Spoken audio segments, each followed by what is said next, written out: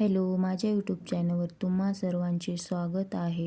लवकरच गौरी येणार आहे, त्यासाठी मी इथे शंकरपाळी बनवली आहे. त्याची रेसिपी तुम्हा सर्वांसोबत शेअर करते.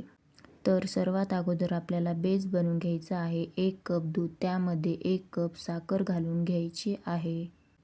त्यानंतर आपण इथे अर्धा कप तूप घालून घेणार आहोत. अशा प्रकारे आपण शंकरपाळीसाठी लागणारा बेस तयार करू शकतो.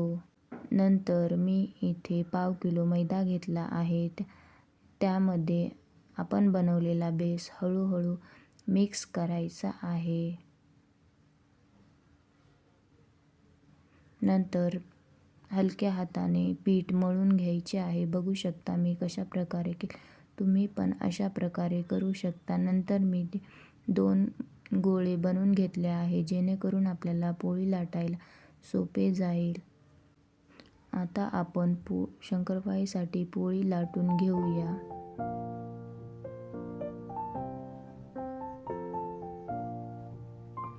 अशा प्रकारे कट करून तुम्ही शंकरपाळी बनवू शकता.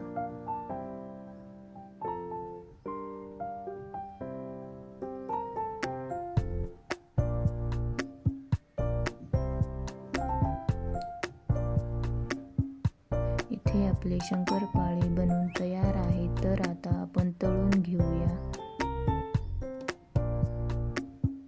स्लो गॅसवरती शंकरपाळी तळून घ्यायचे. बघू शकता किती छान शंकरपाळी बनवून तयार आहेत. Thanks for watching.